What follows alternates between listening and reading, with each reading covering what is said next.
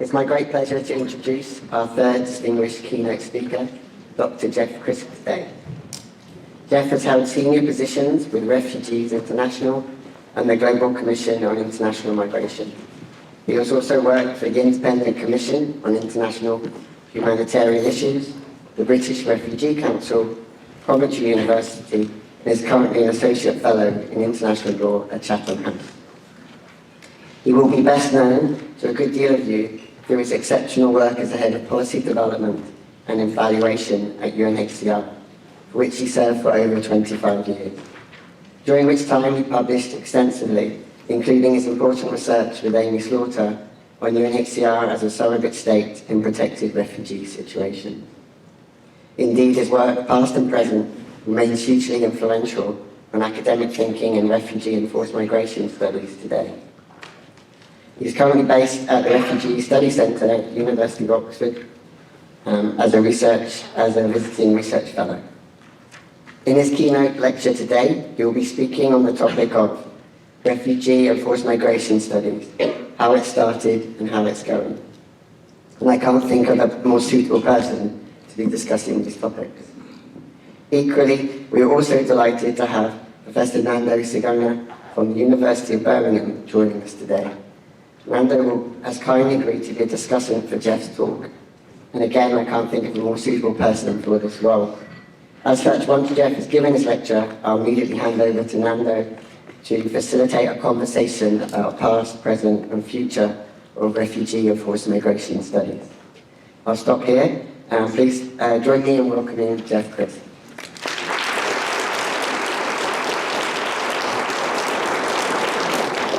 Thanks very much, Nick, and thanks to David and his team for putting on another fantastic conference. It's really great to be here. And thank you all for staying. I know there's a lot of attractions out there in London, so the fact that so many of you have stayed for the third day is really great.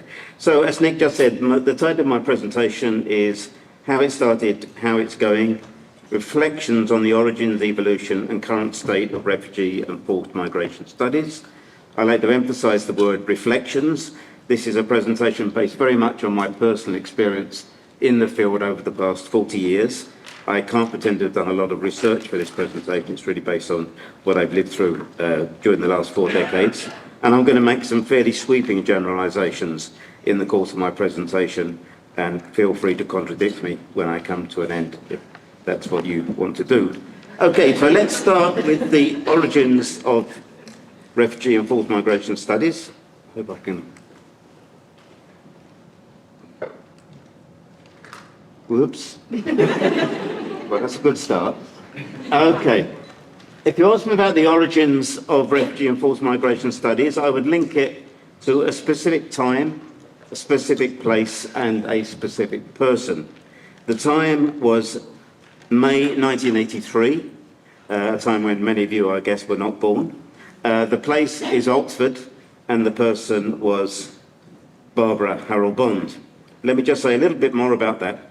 I finished my PhD, and my first job was with the British Refugee Council in London.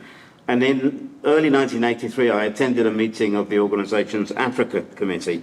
And at the end of the meeting, I was approached by what appeared to be quite an elderly lady with a cigarette hanging from her mouth, who was Barbara Harrell-Bond. She got talking to me. She asked me my background. I told her I'd done a PhD in African Studies, and I'd now moved into the refugee sector. And she said, well, that's very interesting. I'm in the process of setting up a refugee studies centre in Oxford. Would you be interested in helping me to do it? And I said, why not? So a couple of weeks later, I spent 2 or 3 days with Barbara in Oxford, drinking copious amounts of very cheap Bulgarian red wine. In the course of those 2 or 3 days, we wrote the first fundraising proposal for what was to become the Refugee Studies Centre. And that's where I first became involved in the whole field of refugee and forced migration studies.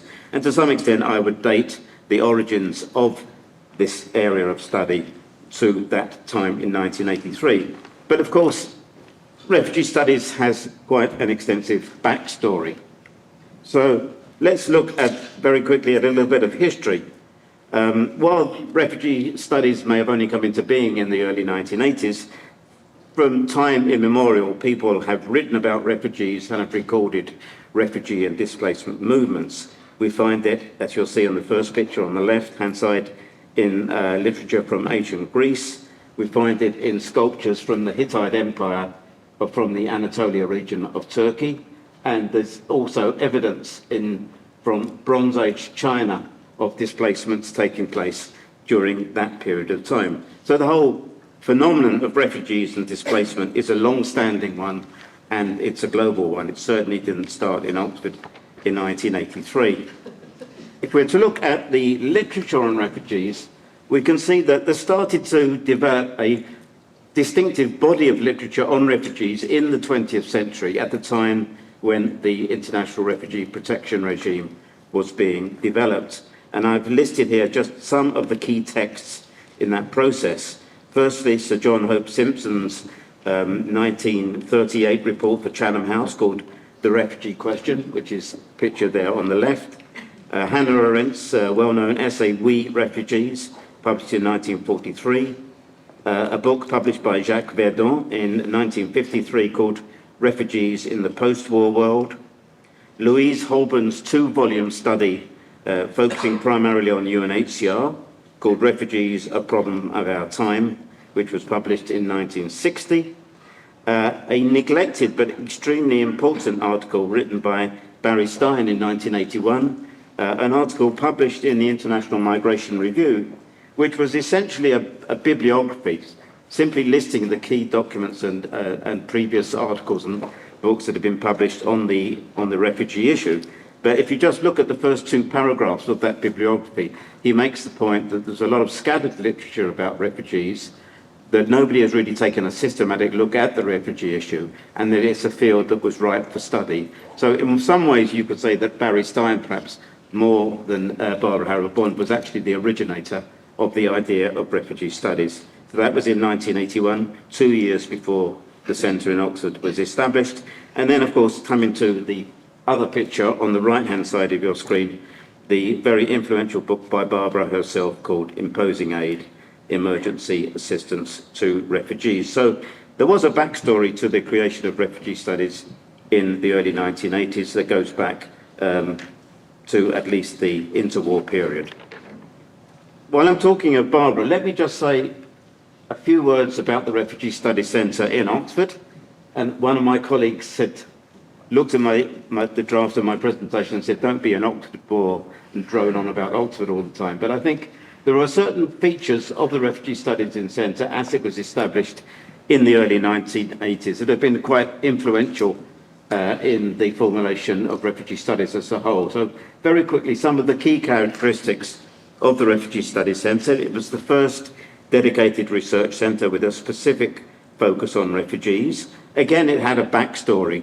As you might have seen a recent article by Robin Cohen and Nick Van Heer, they trace the history of migration research in Oxford back to the interwar period and show that the movement into refugee studies was in some ways a natural extension of earlier scholarship that had taken place in Oxford. From the very beginning, and anybody who knows Barbara personally will appreciate this fact, from the very beginning, the Refugee Studies Centre combined analysis with advocacy. And as I'm sure you all know, either through personal experience or reputation, Barbara was an extremely fierce advocate on behalf of refugees. From the very beginning, it was an interdisciplinary institute, but at the same time, it was located in the development department of the University of Oxford. And I think, again, that has been influential in the development of refugee studies more generally. And then finally, I think another important characteristic of the Refugee Studies Centre in Oxford, which has also transitioned into the broader field of refugee studies, an extremely ambiguous relationship with UNHCR. Barbara Harrow-Bond, to be honest, was a little bit obsessed with UNHCR. She hated the organisation. She was extremely critical of the organisation, but she couldn't stop thinking and writing about it. And in fact, when I left the Refugee Council in 1987 and joined UNHCR in 1987, she didn't talk to me for 10 years. She thought I'd sold out, which I probably had done, but even so, it was 10 years before she chose to talk to me again. So that was the Refugee Studies Centre and how it came about in 1983. Let's now look at the subsequent evolution of the field of refugee and forced migration studies since 1983, in other words, over the past 40 or so years. And if you ask me to sum up the evolution of refugee and forced migration studies at that time, I would simply use the one word which you're going to see on your screen in a second, which is expansion. There's been a massive expansion in refugee and forced migration studies since its early origins in the early 1980s in Oxford. And let's look for a couple of minutes at some of the ways in which refugee and forced migration studies has expanded. 4 decades of growth. I won't go into a great deal of detail here as my time is quite limited, but there's been growth and expansion in a number of areas. A growth in the number of research centres, starting in Oxford, but now centres in places like Toronto, Kampala, Cairo, Johannesburg, here in London, Sydney in Australia, etc. So a very substantial expansion in the number of research centres. In terms of book series, I think in 1983 there were no book series dedicated to refugees. Now there are at least 4 or 5. Similarly with journals, there were no dedicated refugee journals in that early period. Refugee articles tended to appear in journals such as the International Migration Review. But since that time, we've now got at least 5 or 6 different journals specifically devoted to refugee issues and displacement issues. And similarly, there's been a proliferation of different blogs on refugee-related issues, the best of which, of course, is the RLI blog. And if you've never written for the RLI blog, I would really recommend it. They're great people to work with. They publish really quickly. If you're lucky, you'll submit an article one day, it will appear 2 days later. So try and publish with the RLI blog series if you can. There's been an expansion of international networks. We've got, for example, the International Association for the Study of Forced Migration. We've got the Global Academic Interdisciplinary Network established by UNHCR. We've got LEARN in Canada, the Local Engagement Refugee Research Network. And we've got the series of research chairs set up by the Canadian organisation IDRC over the past 2 or 3 years. There's been an expansion in the disciplinary involvement in refugee and forced migration studies.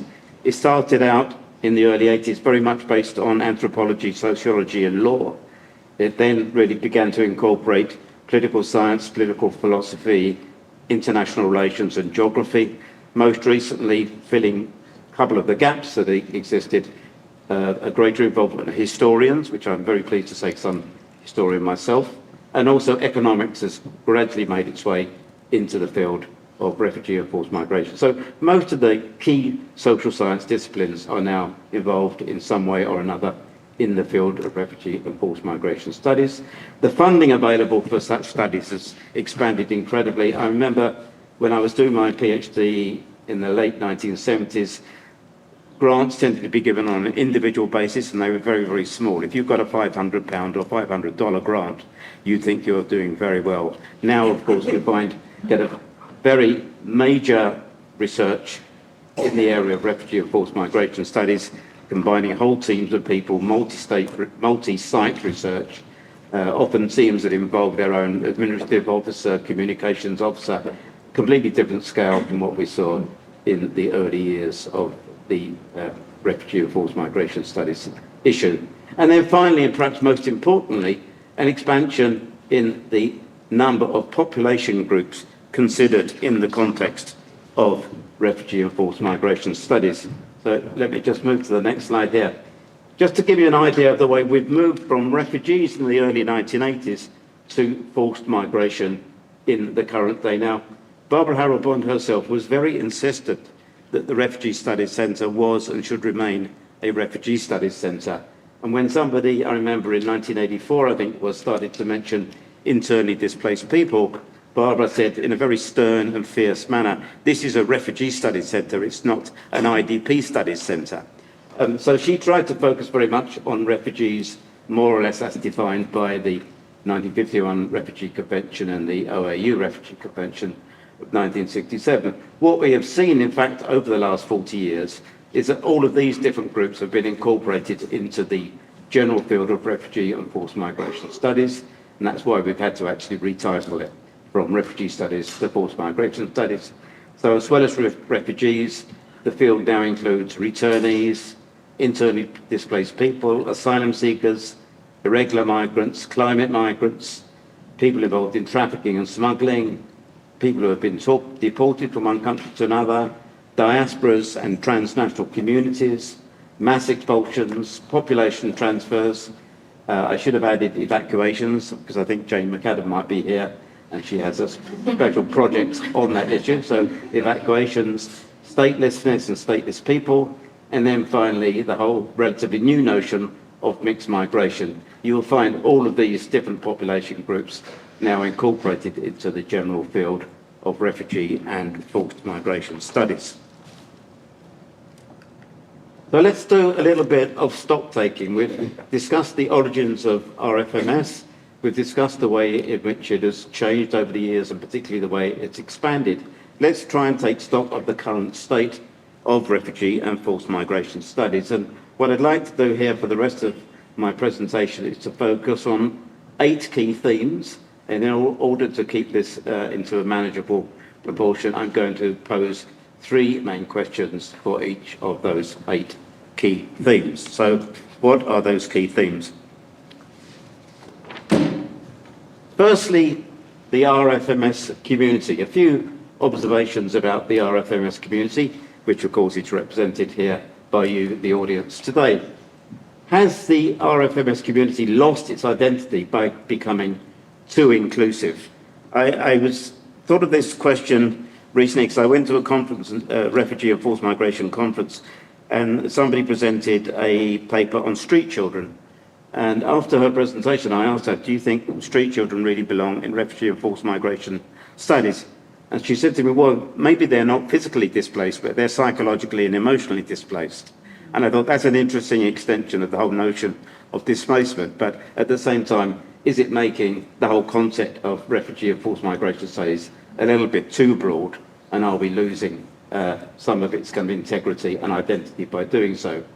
Why are some forms of forced migration effectively excluded from refugee and forced migration studies? For many years, not so much recently, but for many years, Palestinians were basically excluded from refugee studies.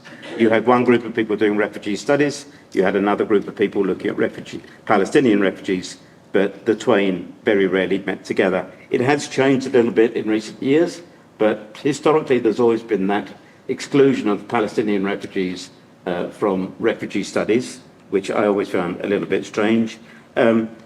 Transatlantic slavery is a classic form of forced migration. What more direct form of forced migration could you find than transatlantic slavery? Yet, transatlantic slavery has never really been considered part of refugee and forced migration studies. And similarly, the phenomenon that some people call development-induced displacement, when people are evacuated or evicted from their home as a result of development projects, that has never really found its way into refugee and forced migration studies in a major way. So, although the concept has become expanded from the original refugee studies notion, there are still some forms of forced migration which are effectively excluded from it. And then my third question, and I'll provide you with my answer, is the refugee and forced migration studies community too cosy? And I would say it is definitely far too cosy. The refugee and forced migration studies community basically consists of a bunch of people who all basically believe and think the same way. We're very reluctant to be critical of each other's work. We tend to avoid contentious issues. An issue I'm working on at the moment is what happens to rejected asylum seekers when their claim to refugee status has been rejected. It's an issue that a lot of people, a lot of scholars, a lot of advocates don't want to touch because it's too controversial. We're not particularly welcoming as a community to people who have different views to our own, and people, particularly people coming from a more right-wing, anti-immigration, anti-open borders perspective, are not particularly welcomed by our community. Essentially, in my own case particularly, but maybe some of you as well, we don't really expose our ideas to disciplinary specialists. I mean, I very much live within the comfortable bubble of refugee studies, and I'm very rarely challenged with my ideas from the rest of the refugee studies community. I think if I went out and talked to economists, sociologists, historians, whatever, I'd get much more challenged, but I'm quite happy to stay within the safe bubble of refugee studies. And I don't actually see that changing in the future. Second question, quantity and quality. There's obviously been a massive expansion in the literature on refugees and forced migration, but is it necessarily better? A very crude measure of this is the papers that I get for peer review. I just seem to be rejecting a lot more papers now than I did do in the past. I just wonder, is there too many bad papers chasing too few good publications opportunities? My sense is that there is more literature, but the quality is not always being maintained. Is refugee and forced migration studies losing sight of the big picture? What I see in a lot of the research coming out, it's a lot of focus on kind of micro studies, very, very local and specific situations, incredibly small samples. For example, I see quite a few articles based on a sample of interviews with 12 or 15 refugees, which doesn't seem to be very extensive.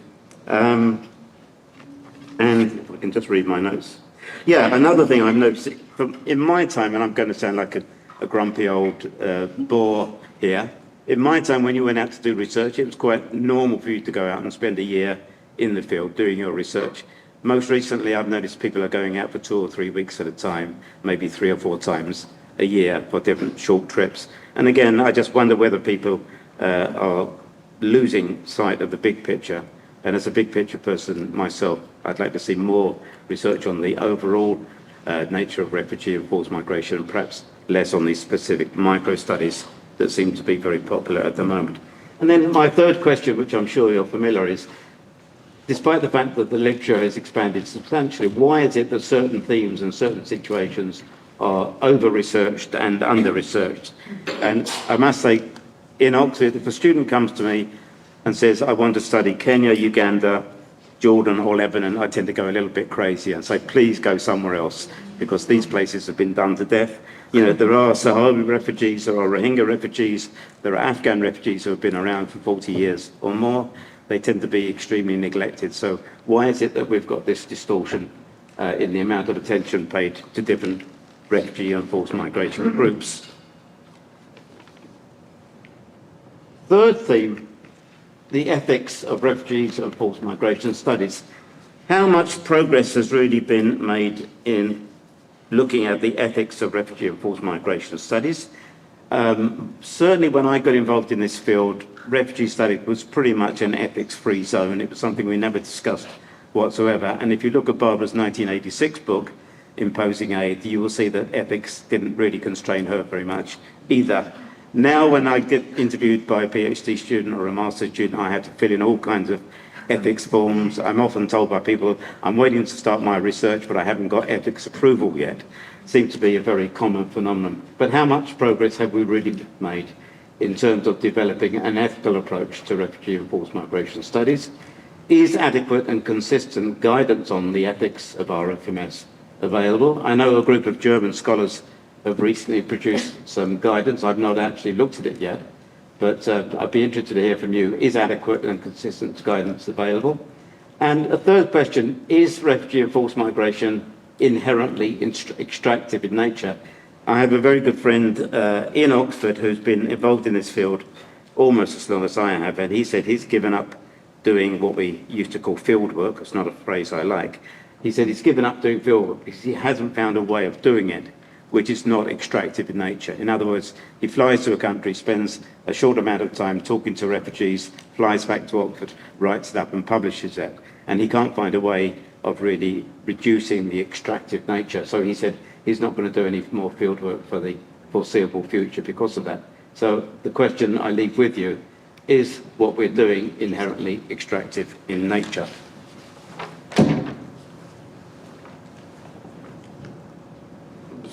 Fourth theme, refugee and forced migration studies and diversity. Has the RFMS community become more diverse over the past 40 years? I would say to that a qualified yes. Gender has never been a real problem in refugee and forced migration studies. Women, I think, have always been well represented, perhaps even overrepresented in the field, and not just at the junior level. Some of the key people in RFMS, Barbara Harold-Bond, Dawn Chatty, Laura Hammond, Jane McAdam, all women. So I don't think we've ever had a real problem with gender balance in the RFS community. Where there has been much of a more serious problem has been in the balance between people coming from what we call the global north and what we call the global south. Again, I think that is being slowly addressed. There are certainly more publications coming out of people based in and from the global south than was in the past, but perhaps some more progress to be made in that area. If you're interested in that issue, I would very much and highly recommend a website which is called Forced Migration Current Awareness, which is prepared on almost a daily basis by somebody called Elisa Mason. If you don't know of it, I'd strongly recommend it. And she periodically publishes a list of all the literature coming out on refugees and forced migration produced by people in and from the global south. And just looking at that list that she produces every month, you'll see that it's expanded considerably in recent years. So I think we have become more diverse as a community, but perhaps still some way to go.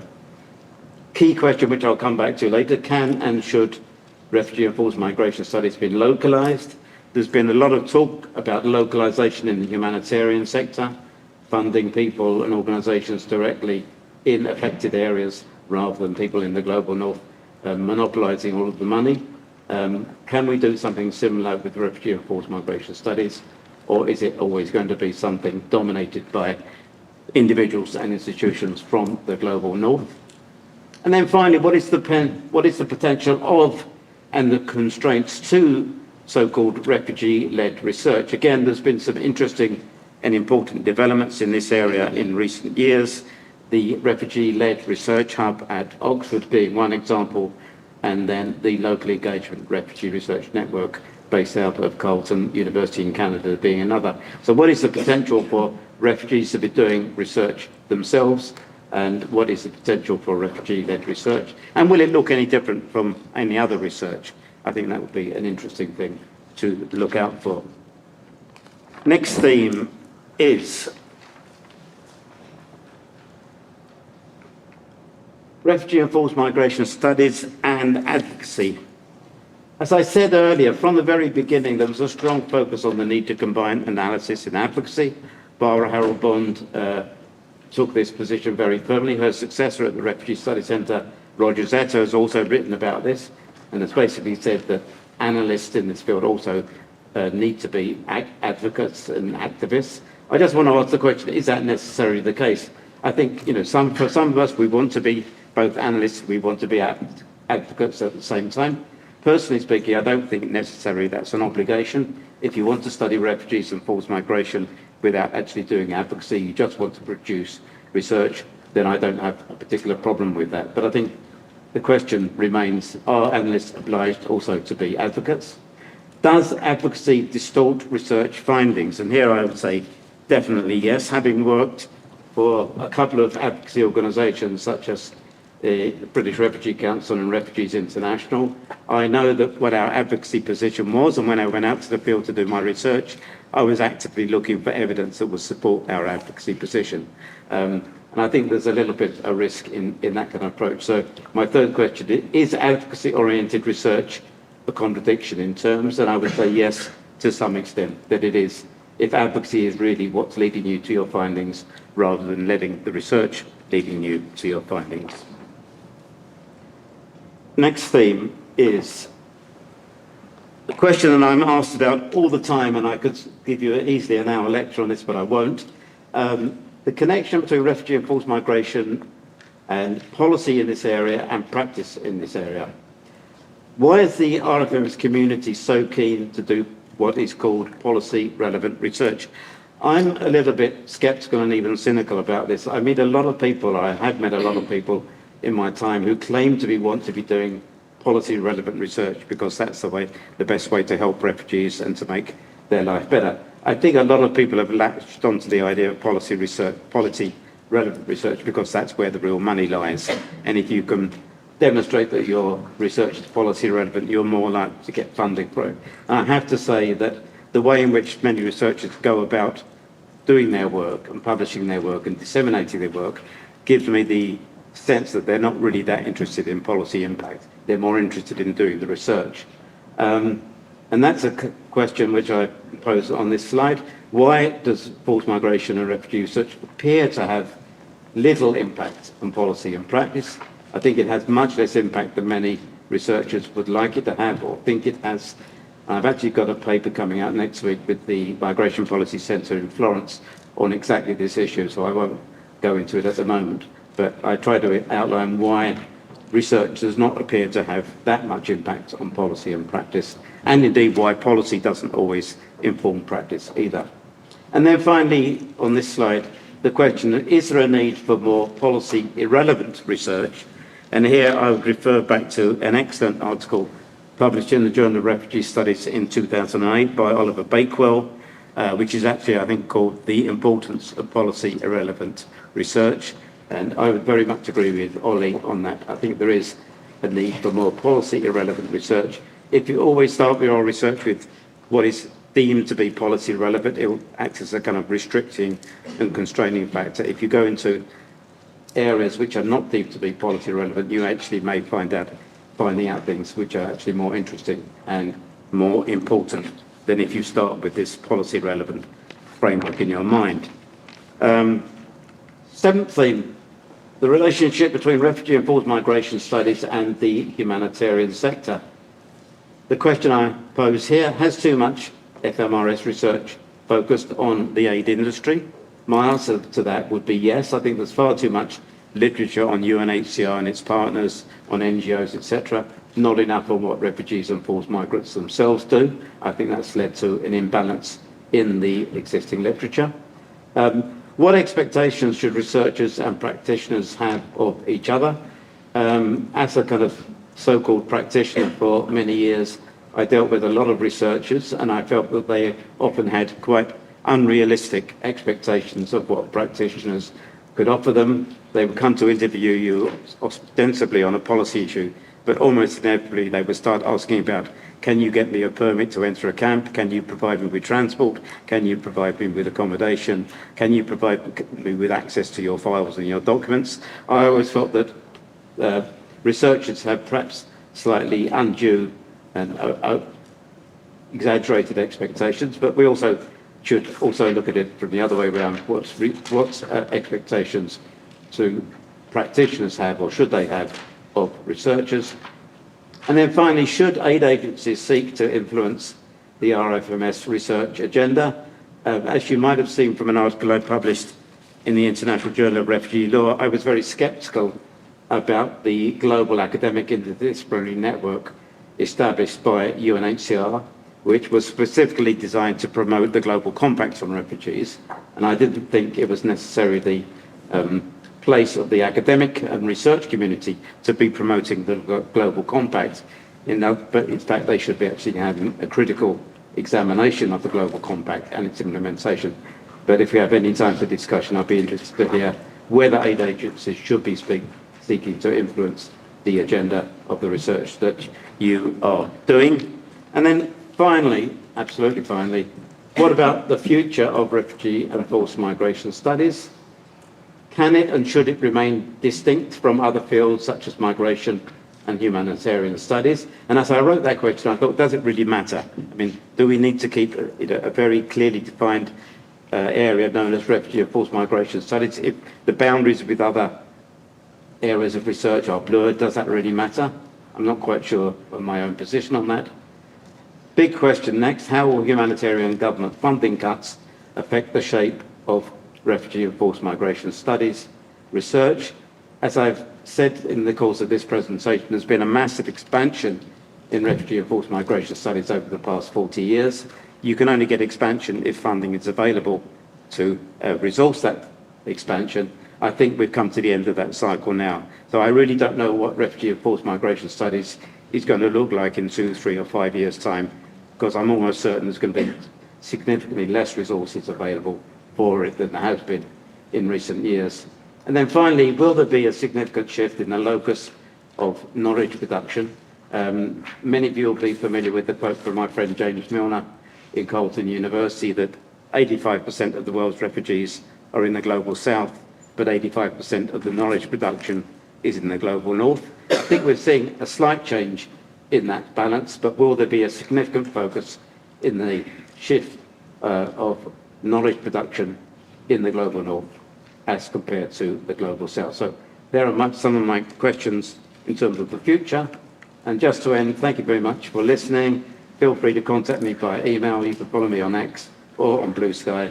Thanks a lot.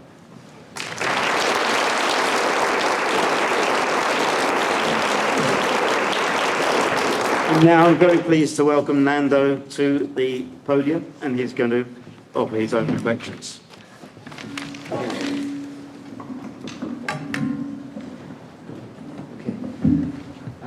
Thank you for the presentation and welcome everyone. There were 8 points, 3 questions each, is 24 questions. Now, normally the job of the discussant is to say a few things and say, oh, I'm going to ask a question to Jeff, but I don't think there is much space for actually additional question here. And the temptation would be to ask Jeff to answer some of the questions that he has just launched in there. I had a few points on each of the area, which I think are really relevant. And I want to sort of also, in a way, position myself within how I'm approaching this. I started to work on issues related to refugee studies, working with Roma people. So I work with Roma people from former Yugoslavia.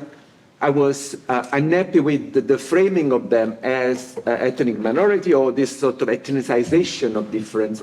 And so this is where I encountered Roger Zetter's work, and Roger became my PhD supervisor.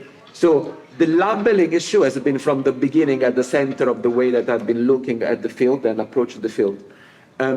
It was quite fascinating to come here again and see, to go to a session called Who Counts as a Refugee, because I think I've seen over this 20 plus years of working in the field, it returns all the time. In a way, actually maybe a learning point is that we have a phase that continuous contestation or boundaries of the refugee and definition of the refugee, as you were pointing out in a sense from the beginning.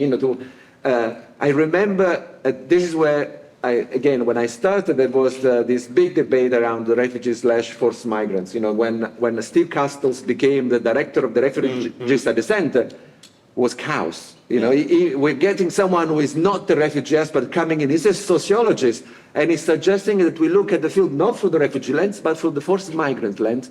This was creating a lot of response. That would be quite interesting to think and reflect on this moment.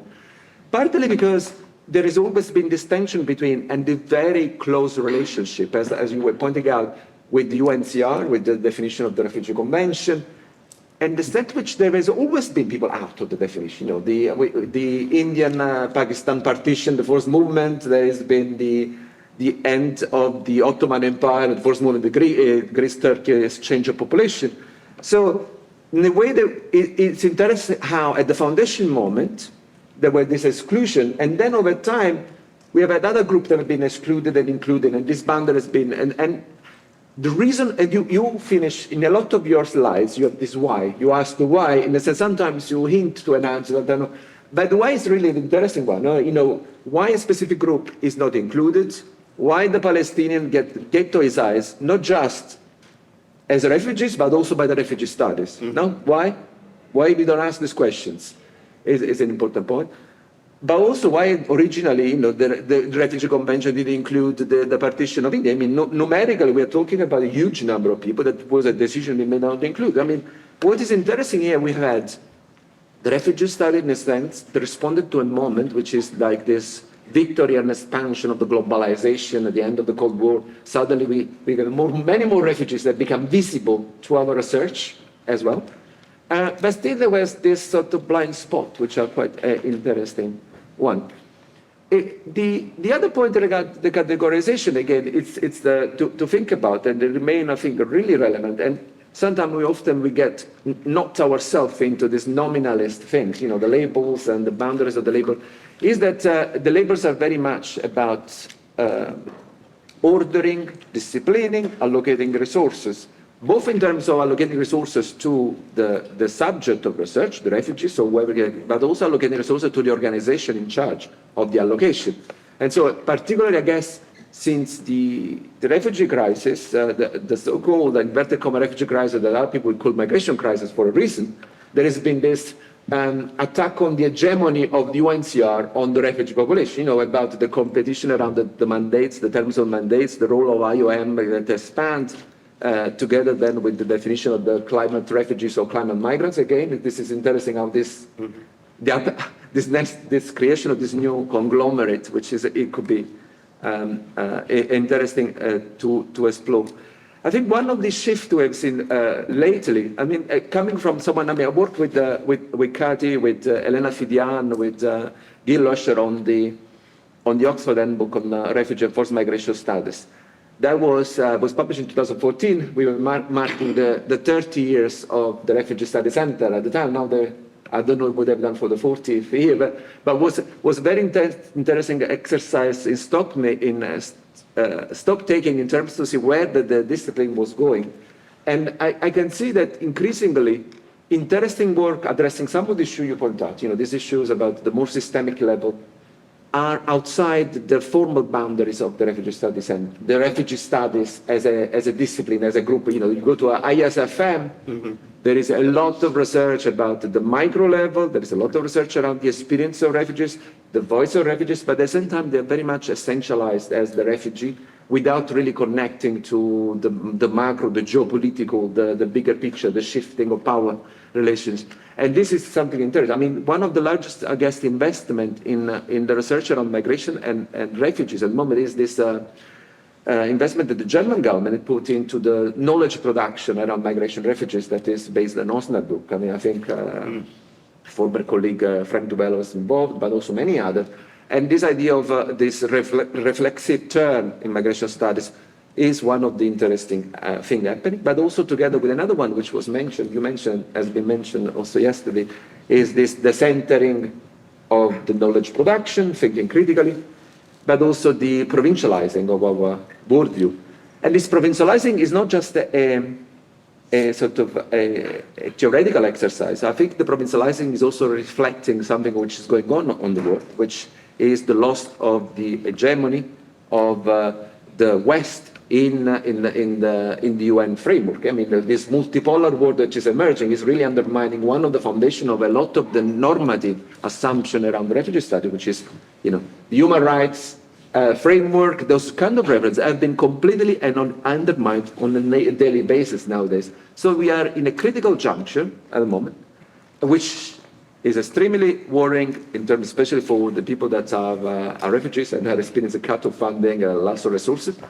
It's interesting because it also open up spaces for challenging some of the narrative that we use. There is more opportunity to reinvent, somehow open up new spaces to think critically of some of this discussion.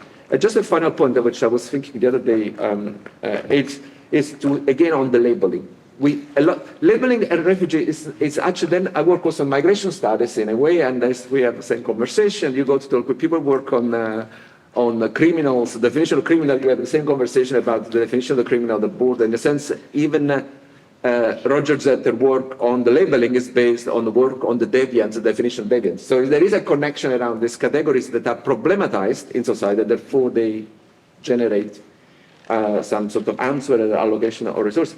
And it's the extent that potentially the artificial intelligence revolution, but also the big data may challenge some of these categories. What I'm thinking about is what Trump is doing at the border. Okay? So rather than, in a way, and we'd always talk about categories, state categories, and the point was, and this is going back to Max Weber, is that the states need categories to manage its resources, allocation of resources. In a way, categories are kind of an analogical tool of pigeonholing and categorizing. Will the moment we are living now, this sort of I don't know if now is the Industrial Revolution 2.0, 3.0, I've lost count of where are we?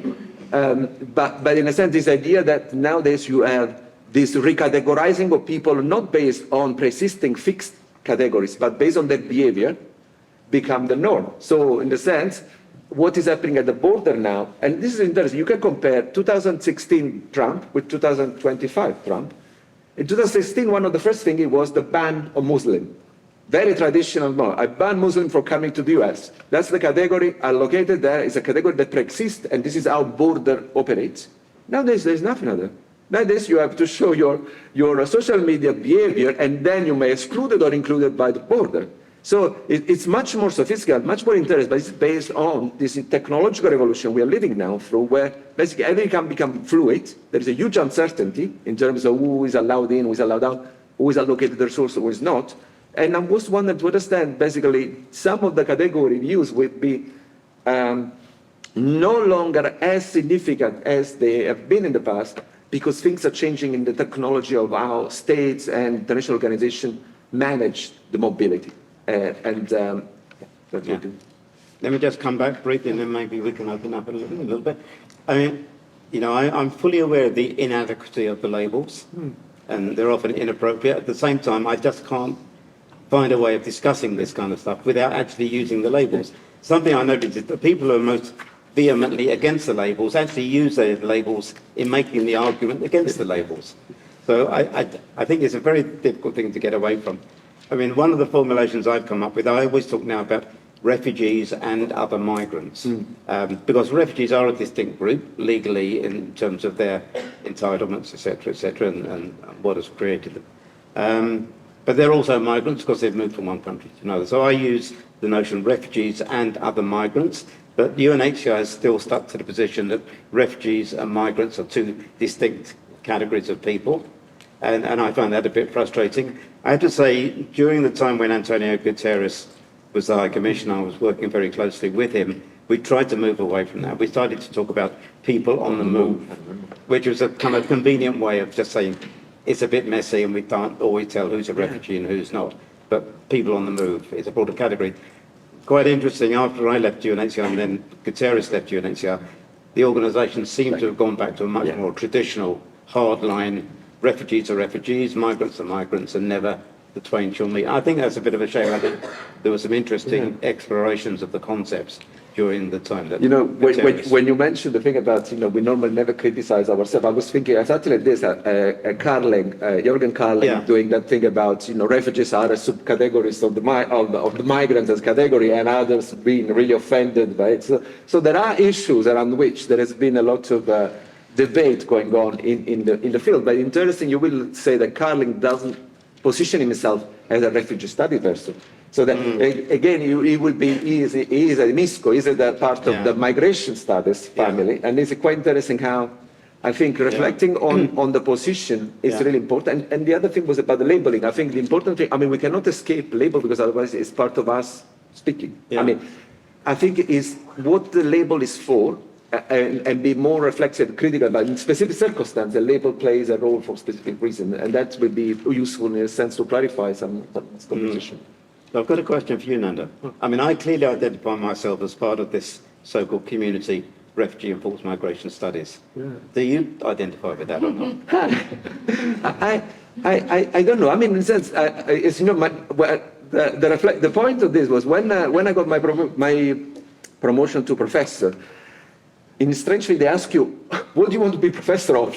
Really? and I saw that actually even Carlos Vargas Silva at Oxford, the same kind of reflect. They ask you to basically put the name of what you are for. And I put Professor of International Migration and Forced Displacement. And Carlos instead decided to be called Professor of Migration Studies.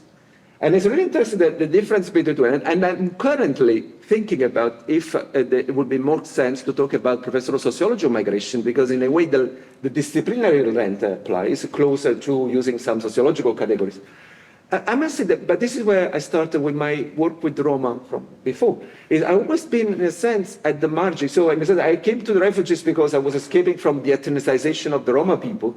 Then I started to work on with irregular migrants and on this idea of irregularity. And the moment I'm working on irregular migration, but increasingly I come across people that are going through the asylum process, for example, that end up being irregularized because the norms that we apply shift continuously. Nowadays it's so difficult. If I base my category of the refugee on legal categories, one day I will include someone in that one. The second day they may become irregular. So it's become there is a complexity. And in the sense, sometimes Roger Zeta did in 2007 a follow-up articles on the labeling one, which was acknowledging this fragmentation. I think we've gone further down that line. And this idea of AI that was mentioned before, and we connect to that one. So I will try to be in both places, but the focus here, I think I'm really interested to explore the way the sense that this category that we apply to govern mobility have an impact on the life of people, but also try to understand where this category comes from, what agenda do they serve. And I think working on the refugee crisis 2015-16 was really interesting because you will observe how different organizations, particularly UNHCR and IOM, were battling for the knowledge production as a way of making a claim on the people that were migrating.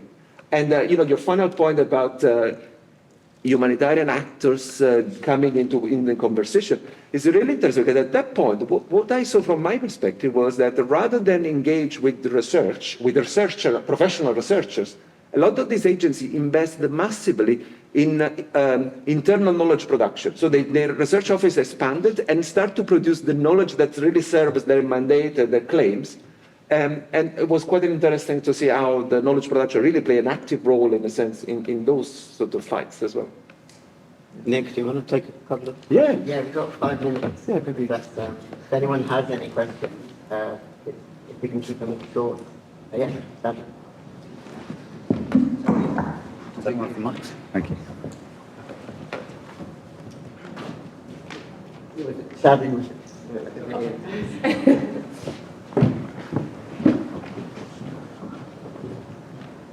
Hi, so thank you both for the presentation. I had questions, 2 short questions for Jeff. And the bit that you were speaking on policy-informed research really resonated with me. And I was thinking, very recently the EU returns regulation cited more gaps in MIRAM in having inspired or having been informed by these projects. These were not advocacy-oriented research projects, but they were policy-informed, and naturally the coordinators, all of these projects actually pushed back because they said, in what way were we informing this, and so on. So policy-informed research, do we always want it to be? I don't know. In this case it was, but not on purpose. So I think sometimes I'm wondering if the question we're asking is a bit misguided, like what kind of research do they want to see in order for it to be informing the policy? Is it really about connections with policy? Yeah. And the next thing I had thought about, and this if I can push back a little bit, on refugee studies being cozy. I agree on principle, but I think political affiliation is a bit narrow to understand that. Given that we're talking about values at some points. Now, there are climate change denier scientists that use scientific methodologies to reach this, but they are naturally not welcome or persona non grata environmental science conferences. So is it really a bad thing that when someone says, no, I actually want to keep the refugees out and keep them all in Jordan or Rwanda or whatever is persona non grata at a conference, is that really a problem that we have shared values that dictate that? Yeah. Thank you. Yeah, I mean, I'm not saying I would welcome a massive influx of anti-refugee people into our field. I'm saying that a little bit maybe sharper distinctions between what we believe and a bit more contradiction, a bit more challenging thinking might be useful. On your first point, I suppose I'm in the privileged position. I'm not applying for research grants, but these days, can you apply for a research grant with any hope of getting money without saying that it's policy relevant? And if you specifically say this is not a policy relevant, pre-policy relevant project, would you have any hope whatsoever of getting funding for it? I suspect probably it'd be difficult, wouldn't it? I think there was 1 or 2 questions. James, and then James, I think better.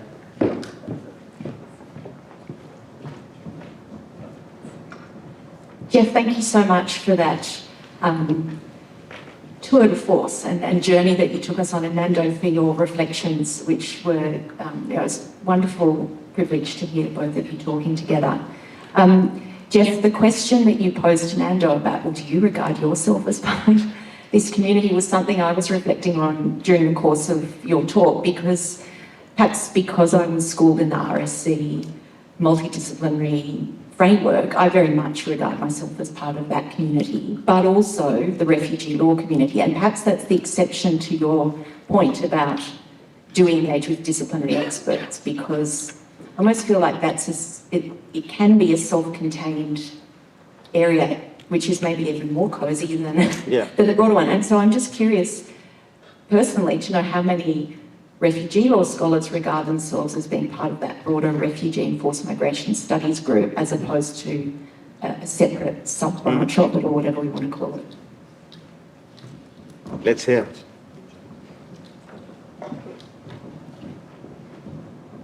thank you, Jeff and Nando, for those. There's a lot of things to think about and a lot of questions.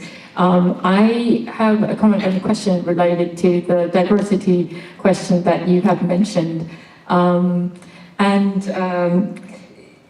The fact that I am Asian and a woman does not necessarily mean that I represent views that were made in Asia or, Asian or Korean academics, nor, being a woman, that all my views are feminist. And I think there's a line to draw on that kind of relates to the diversity questions that you were asking about the refugee and forced migration community. The fact that in order to be recognized as a member of the community, I am obliged to cite authors that have written in English, that have written about contexts that have been heavily researched in the UK context.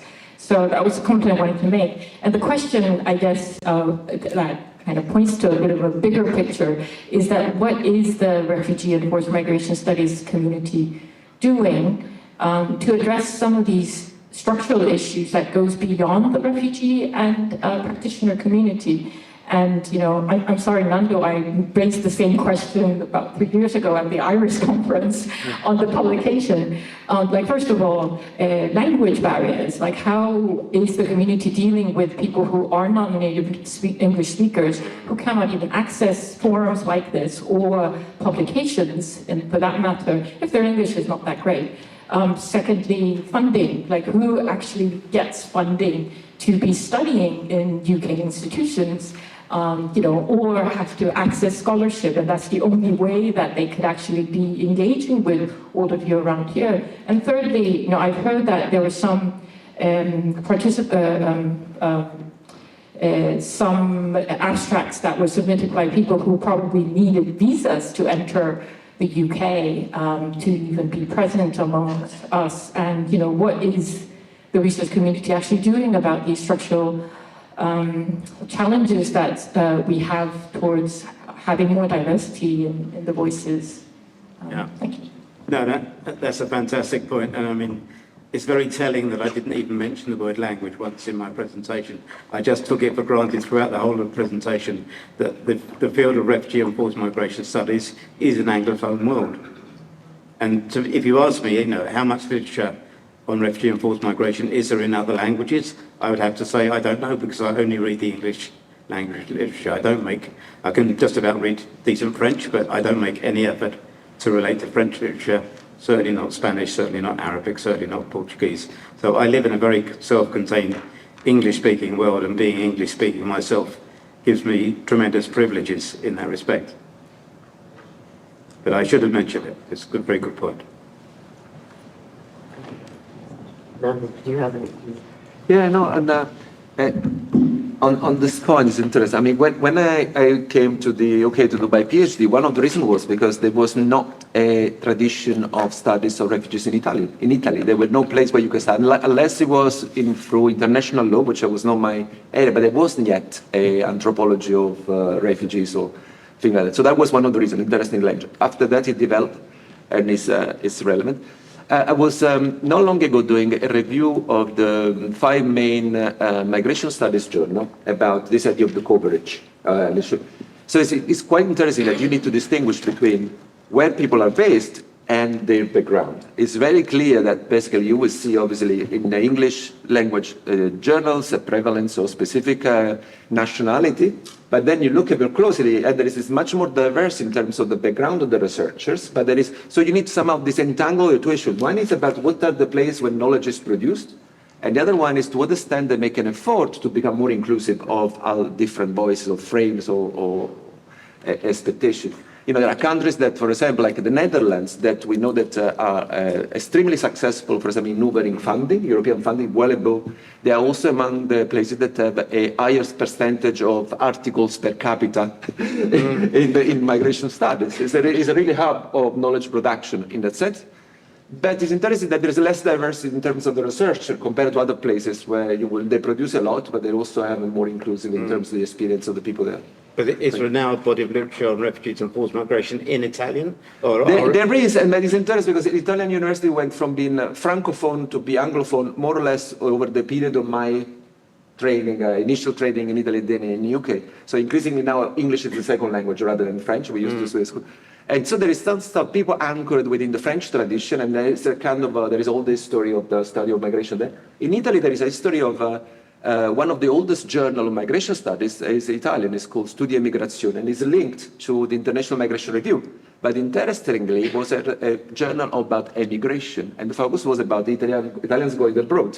So this is about where the agenda of a journey is really, nowadays they publish a lot of things about refugees as well, and gradually there is a little bit more because again we have more immigrants. So it's really fascinating also to map the histories of this journal and now the changes over time and try to understand also quantitatively some of these processes before going in depth. I think we need to stop there so people can get off. I just need to say a few closing words, but can we just please thank Jeff again for his...